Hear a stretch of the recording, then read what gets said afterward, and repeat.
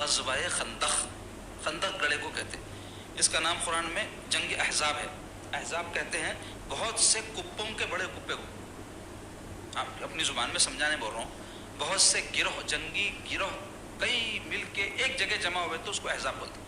تو چونکہ اس جنگ میں 10,000 کفار مسلمانوں کے خلاف لڑنے آئے تھے اور بہت سارے قبیلے کفار کے، جس میں بنو غطفان کا ذکر آیا، بنو اسد، بنو سعد، بنو سلیم، یہ سب قبیلے مل کے مسلمانوں کو صف ہستی سے مٹانے کے لیے یہودیوں کے مال اور ان کی طاقت کے ساتھ حملہ ور ہوئے تھے.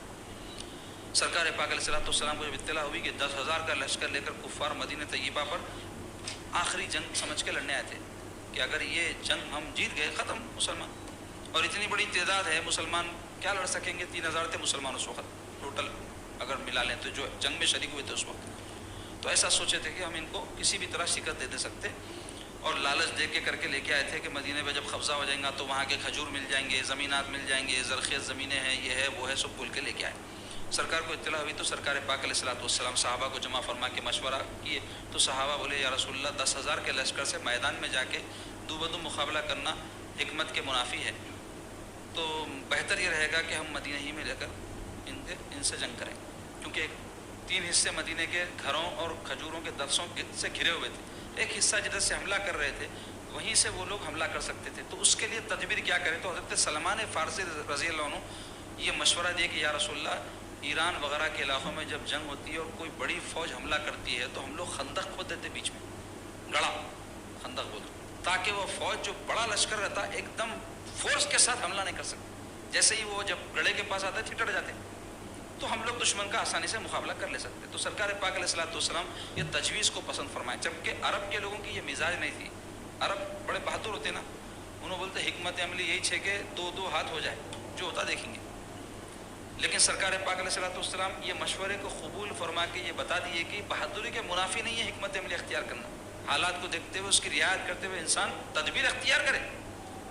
تو اب خندق کھودنا ہے، سخت سردی اس وقت، بڑی جو ہے فاقہ کشی تھی، بڑی غربت کا دور تھا، فتوحات کا سلسلہ بھی شروع نہیں ہوا تھا، ابتدا تھی ابھی اس کی.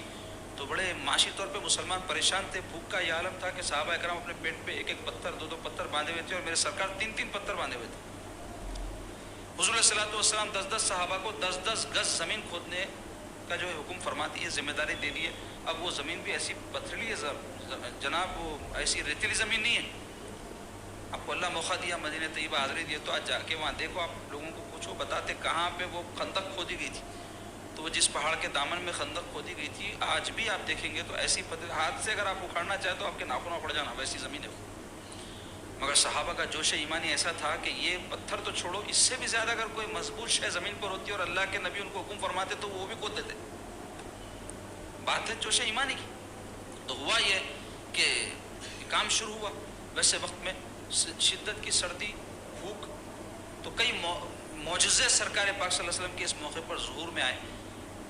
بھوک سے صحابہ بڑے بیتاب اور بے چین تھے. حضور بھی اس وقت کئی دن سے بھوکے تھے. تو سرکار پاک صلی اللہ علیہ وسلم کے ایک صحابی حضرت جابر رضی اللہ عنہ دیکھے کہ سرکار پاک صلی اللہ علیہ وسلم بھوک سے کئی دن سے گزر رہے ہیں. تو ان کی زوجہ سے بولے اجی سرکار جو ہے کئی دن سے بھوکے ہیں، کچھ انتظام کرو، سرکار پاک صلی اللہ علیہ وسلم کو ہم بلائیں گے، کچھ کھلائیں گے. تو ان کی بیوی بولے دیکھو گھر میں تھوڑا سا اناج ہے اور ایک بکری کا چھوٹا بچہ ہے، بڑے بکریاں بھی نہیں ہیں، آپ بکری کاٹ لے کے گوشت ووشت بنا لو، میں وہ جو بھی اناج ہے کوٹ کاٹ کے اس کی روٹی بنا لیتی ہوں. سرکار کو اور چند صحابہ کو آپ جس کو مناسب سمجھ رہے ہیں بلا لو. دیکھو زیادہ لوگوں کو نہیں بلنا، آپ بلائیں گے میرے کو رسوا کر دیں گے، کھانا تھوڑوں کا آگے زیادہ، تو بیوی کو اندازہ نہیں ہے اتنے لوگوں کا کھانا کیسا پکانا، اس واسطے ذرا سوچ سمجھ کے بلاؤ. تو انہوں بولے ٹھیک ہے. تو حضور کی خدمت میں گئے، یا رسول اللہ آج میرے گھر آپ تشریف لائیے اور اتنے صحابیوں کو لے کے آئیے، اپنے ساتھیوں کو ہمارے.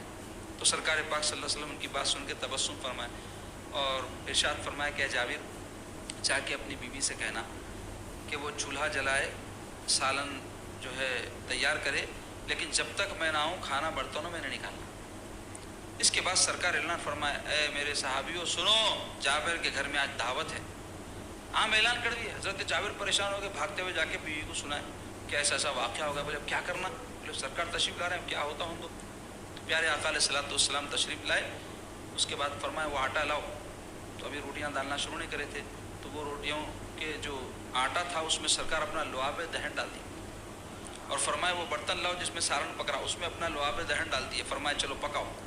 تو وہ جابر رضی اللہ عنہ کی بیوی اور دوسری عورتیں بھی آ گئی، وہ سب روٹیاں ڈالتے جا رہے ہیں، 4 8 لوگ آتے جا رہے ہیں، کھاتے جا رہے ہیں، آتے جا رہے ہیں، کھاتے جا رہے ہیں، کھانا ختم ہونے کا نام ہی نہیں لینا، اور 1000 کے قریب لوگ کھانا کھا لیے۔ یہ معجزہ اس وقت ظہور میں آیا، اور بھی معجزہ ظہور میں آیا۔ اب اس کے بعد کفار کا لشکر ایسا آیا مدینہ شریف کے بعد، 10,000 کا لشکر سواریوں پہ جب آیا تو اس سے جو دھول اڑی، مدینے کا سارا آسمان دھول سے بھر گیا، اور لوگ پریشان ہو گئے، بولے کیا ہوتا کیا؟ جو مضبوط ایمان والے تھے، قرآن میں جاؤ آپ 21ویں اور 22ویں پارے میں سورہ احزاب ہے، پڑھو ترجمہ اس کا، تفسیر پڑھو، آپ کو یہ سب باتیں اس میں بیان ہوئی ہیں، کیا کیفیت تھی اس وقت کی، لوگوں کے دل منہ تک آگے بول کے آیا قرآن، ایسی ہیبت تاری ہوئی۔ لیکن جو سچے ایمان والے تھے ان کا ذکر اللہ قرآن میں فرمایا، آیت پاک کا مفہوم ہے کہ وہ کہنے لگے یہ تو وہی ہے واقعہ اور یہ حالات جس کا اللہ اس کے رسول نے ہم سے وعدہ کیا تھا کہ دشمن تمہارے مقابلے پہ آئیں گے لیکن وہ کامیاب نہیں ہو سکیں گے، یہ وہی موقع ہے۔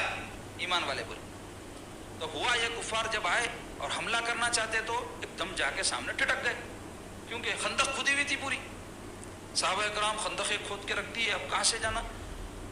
گھوڑا دوڑا کے اتنا بڑا گڑھا تھا وہ 6 7 فٹ کا، دوسری طرف نہیں کود سکتے تھے، اونٹا تو ویسے جانور تھے نہیں جو اچھال کے دوسری طرف لے جا سکے۔ تو اب کئی دن تک سمجھ میں نہیں آیا ان کو کرنا تو کیا کرنا۔ ایک دن ہمت کر کے بولے کہ تھوڑے تھوڑے کر کے صحیح ہم اس طرف جا کے جنگ لڑیں گے۔ تو عمر ابن عبدود نام کا ایک سناٹ قسم کا بوڑھا جو تھا، تو بوڑھا مگر اتنا طاقتور کہ کئی لوگوں کی اس میں طاقت ہے، مشہور تھا عرب میں، کوئی اس کا مقابلہ نہیں کر سکتا تھا۔ تو انہیں کسی بھی طرح اپنا گھوڑا کدوا کے خندق کے دوسری طرف آ گیا اور آ کے جو ہے للکارا لگا، ہے کوئی اپنے جو ہے باپ کی اولاد تو آ جائے میرے مقابلے پہ، اور عجیب عجیب قسم کی باتیں جو اس زمانے میں جو ہے جوش دلانے کے لیے ہوتی تھی وہ کہنے لگا۔ تو سیدنا علی رضی اللہ عنہ اٹھے، میں ہوں تیرے سے مقابلہ کرنے۔ تو حضور فرمایا علی رہنے دو، وہ زناٹ بوڑھا ہے، حضرت علی کم عمر تھے اس وقت، 20 22 25 سال کی عمر تھی ان کی، تو کوئی جنگی ماہر ہی اس سے لڑ سکتا۔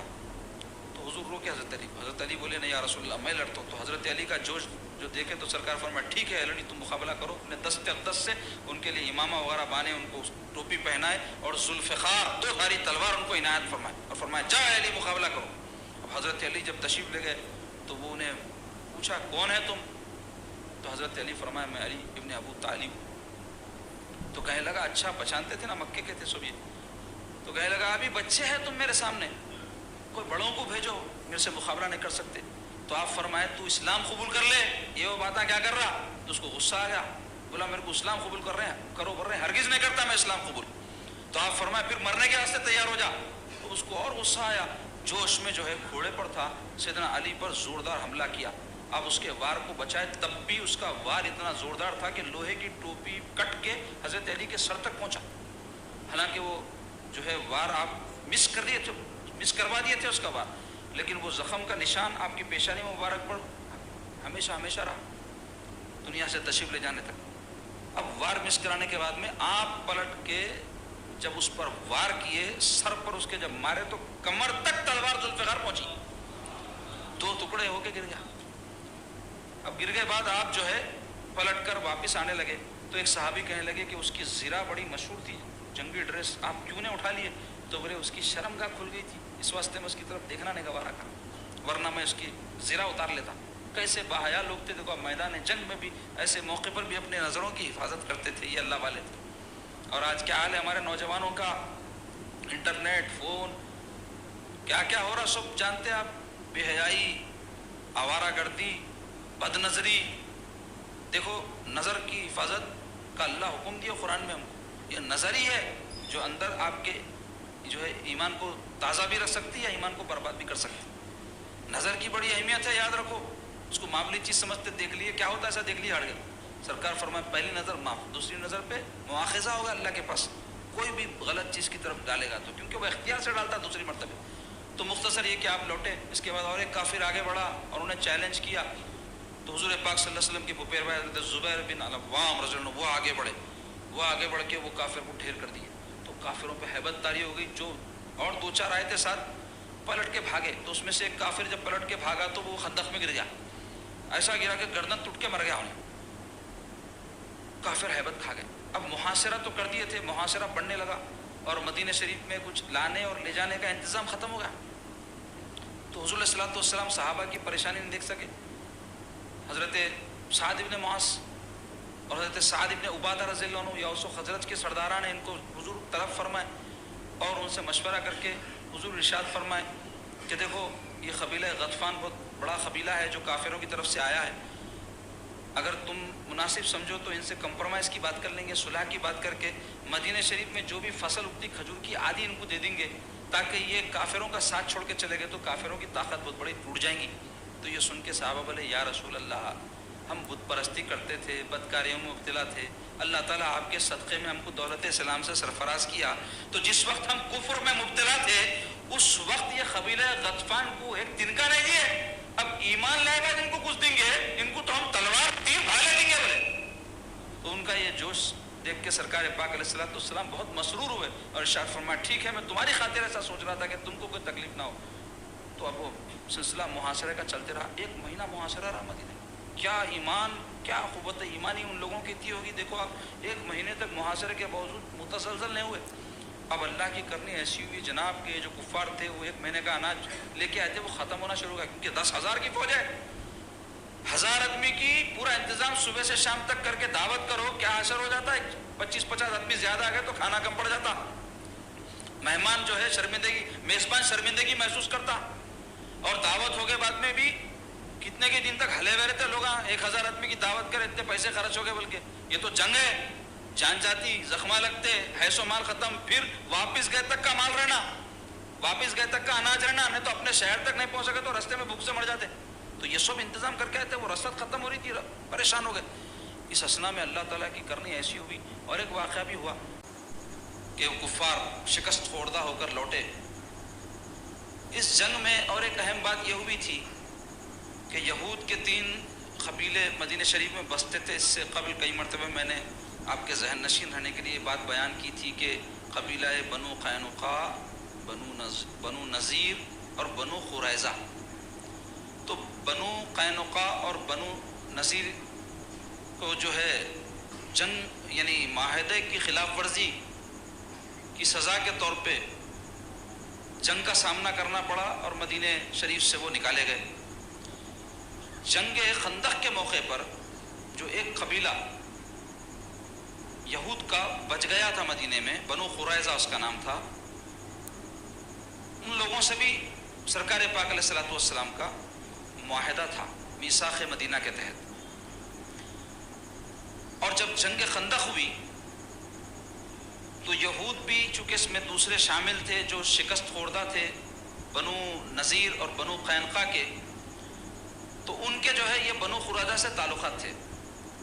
تو یہ لوگ کوشش کیے کہ کسی بھی طرح بنو قریظہ کو بھی اس جنگ میں شامل کر لیں۔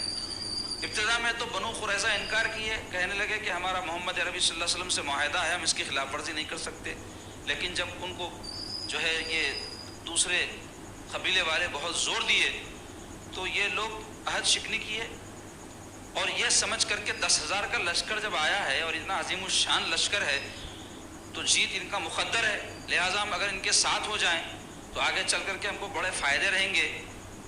یہ لوگ عہد شکنی کر دیا سرکار پاک علیہ الصلوۃ والسلام کے ساتھ، اور جنگ خندق میں کفار مکہ اور دیگر جو قبیلے اس میں شریک تھے ان کا ساتھ دیے، لیکن معاملہ الٹ ہو گیا اور کفار کو شکست ہو گئی اور وہ میدان چھوڑ کے بھاگے۔ ایسی زور کی آندھی چلی جس کا اللہ تعالیٰ نے قرآن مجید میں ذکر فرمایا ہے کہ جس کے نتیجے میں کفار کے سارے خیمے اکھڑ گئے، ان کے جو پکوان کے وہ چولہے چڑھائے تھے وہ الٹ گئے، جس سے ان کے خیموں میں آگ لگ گئی اور ایک عجیب دہشت ان پر طاری ہوئی، اور وہ سارے جو ہے میدان چھوڑ کے فرار ہو گئے۔